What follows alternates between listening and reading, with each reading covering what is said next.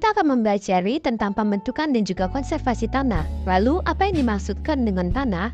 Kita akan masuk ke pengertian dari tanah. Nah, di sini tanah adalah lapisan permukaan bumi yang terdiri dari campuran mineral, bahan organik, air, udara, dan makhluk hidup. Tanah berfungsi sebagai media tumbuh tanaman, habitat dari mikroorganisme, tempat hidup hewan darat, serta penyimpanan air dan nutrisi. Secara geologi, tanah terbentuk melalui pelapukan batuan dan pengendapan bahan organik yang berlangsung dalam waktu lama.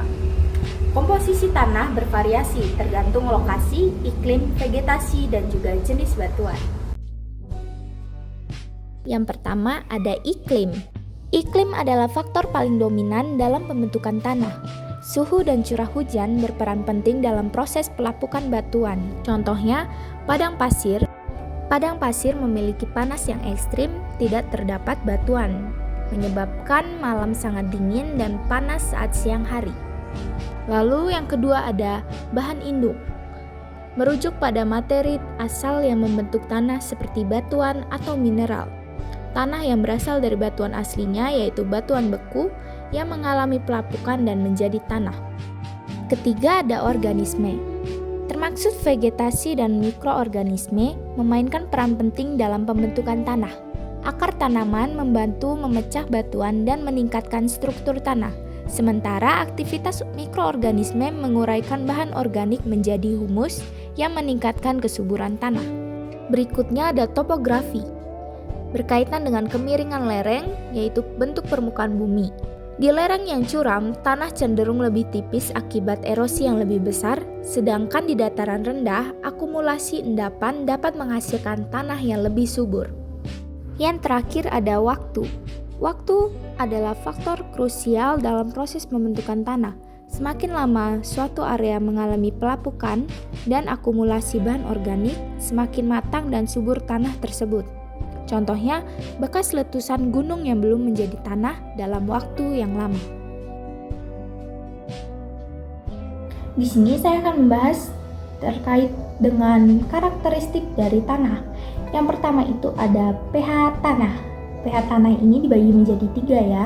Ada pH netral, tanah dengan pH antara 6,5 hingga 7,8. Dianggap ideal untuk pertumbuhan tanaman karena mendukung ketersediaan unsur hara yang optimal.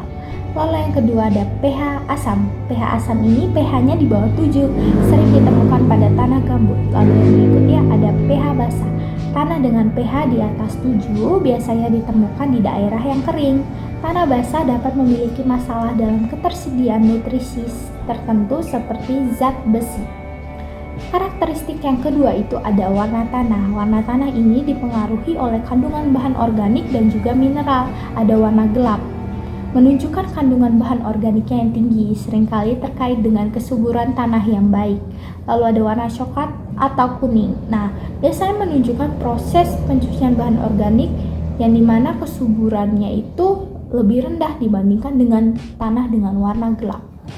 Ketiga, ada tekstur tanah. Tekstur tanah ini berkaitan dengan partikel yang membentuk tanah, ukuran dari partikel. Nah, yang pertama ada tanah pasir. Tanah pasir ini memiliki partikel besar dengan porositas tinggi, tetapi kurang mampu menahan air. Lalu ada tanah liat. Nah, tanah liat ini memiliki partikel kecil dan cenderung lebih padat, di mana mampu menahan air lebih baik dibandingkan dengan tanah pasir. Lalu ada yang keempat, struktur tanah. Struktur tanah ini merujuk pada cara partikel-partikel tanah terorganisasi, yaitu ada struktur granuler yang dimana memiliki porositas yang tinggi dan baik untuk pertumbuhan akar serta pergerakan air. Lalu yang berikutnya ada struktur masif. Nah, struktur ini lebih padat dan kurang poros, dapat menghambat pertumbuhan akar dan sirkulasi udara di dalam tanah. Yang berikutnya ada jenis-jenis tanah.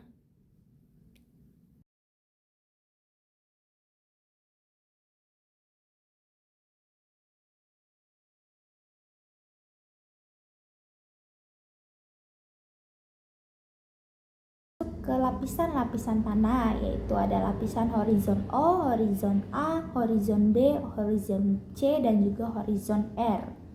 Kita akan lihat gambar dari lapisan-lapisan tanah. Horizon O atau lapisan organik merupakan lapisan teratas yang kaya akan bahan organik. Lalu ada horizon A disebut sebagai topsoil, adalah bagian atas tanah yang subur. Lalu horizon B atau subsoil. Lapisan ini merupakan zona iluviasi yang mengendapkan mineral dan partikel tanah dari horizon A.